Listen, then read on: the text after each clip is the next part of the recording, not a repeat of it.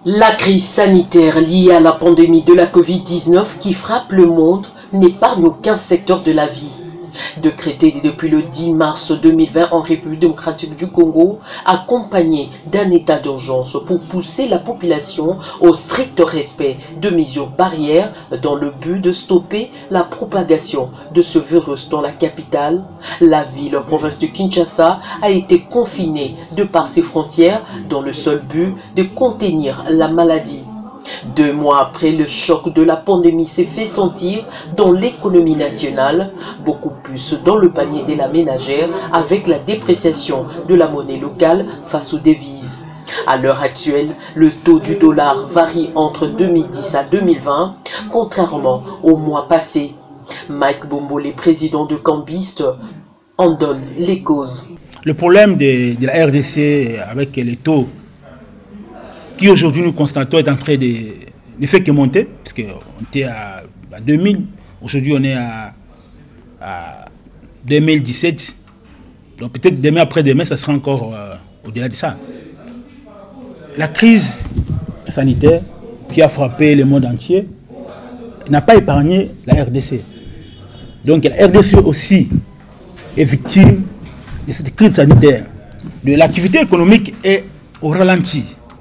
Donc on ne peut que s'attendre à cette hausse du taux de devises sur le marché. Donc maintenant, il y a la rareté des devises sur le marché. Et ce qui fait que le taux est en train d'augmenter. En fait, la plupart de nos banques ici, ils importent des devises. Mais allez-y comprendre que le commerce aérien, parce que tout vient de l'étranger, et maintenant qu'il n'y a pas eu de vol pendant autant de mois, ils ne sont pas en mesure d'importer des devises, même les banques commerciales. Ouais, c'est un problème. C'est un problème. Donc il faudrait, je crois, le gouvernement doit s'y mettre pour chercher de voir des moyens, c'est qu'on revienne un peu à stabiliser ces dossiers. Sinon, c'est pas facile. Si au Congo, moi je peux dire mais quand même que les taux d'échange, c'est pas encore comme on se le dit. Ça monte, il est vrai que ça monte, mais par rapport à d'autres pays, ici en Angola, on nous dit que les recoins étaient à 4 000, à 40 000, mais aujourd'hui, c'est à 80 000. C'est x2. Au Liban, on n'en parle même pas. Donc ça a affecté tout le monde.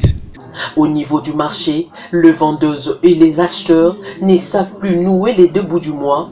Une mesure d'haricots qui s'est vendue à 2000 voire 2500 se vend aujourd'hui à 3500 francs congolais.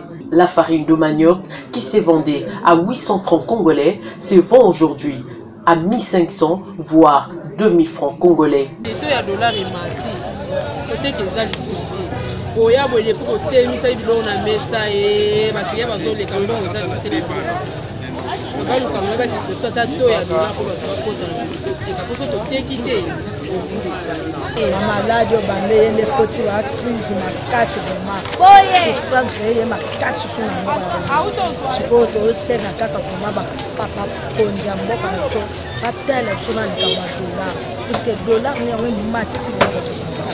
Face à cette situation, le Premier ministre Sylvestre Ilunga n'a pas croisé les bras. Il a réuni les opérateurs économiques en leur exhortant de ramener le devise au pays. Il y a surchauffe sur le marché d'échange, ce qui provoque aussi l'inflation galopante malheureusement. Il y a eu une accélération du rythme de formation des prix, alors qu'il y a une semaine, on avait observé quand même une certaine stabilité.